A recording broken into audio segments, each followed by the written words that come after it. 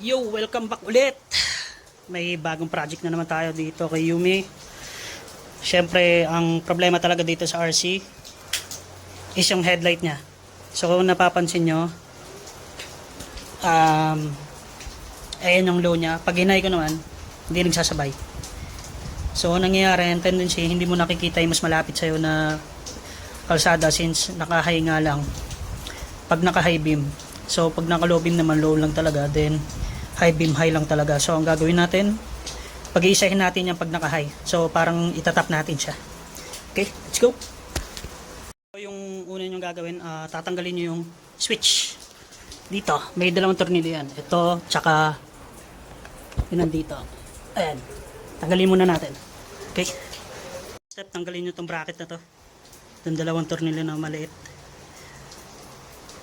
Kasi dyan, may itatap tayo dyan. Okay. May isa pa palang tornilyo dito. Sorry. Ngayon, natanggal na natin tong switch ng high and low. May itatap tayo ditong wire. Nakikita nyo tong iba-ibang kulay na yan. Mayroon tatlong wire dito sa headlight switch. Red with yellow stripe, yellow with blue stripe, tsaka red with black stripe. So, ang pagkakonektahin mo ay itong dalawa. Red with yellow, tsaka yellow with blue. Okay? Itatap lang natin yan. So, ayan, na-tap ko na yung dalawa. Pasensya na sa shitty wiring. Newbie lang. Ang mahalaga na itap mo siya, tapos ma-insulate mo siya mamaya. So, try muna natin. Kung puputok. Yun! Hindi pumutok. Yan, pag i-high beam natin. Yun, sabay na. Yan na siya, sabay na. Low beam. High beam. Yun. Goods.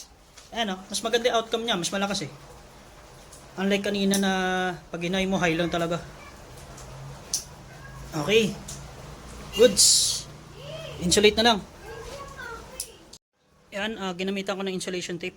Okay na yan. Ang malaga, hindi masunog, hindi pumutok. Okay. So, okay na lahat. Nakabit ko na. Ayan. Wala naman nasira. Magana naman lahat. So, ito na. Ito yung flasher. Naka low, high. Low, high. Ayan, low, high. O, ayan, sabay na, di ba? High, low, high. Mas maliwanag na yan. Okay. Goods. Tsaka walang check engine yan, boy. Simpleng wiring lang yan. Ayan, ayan.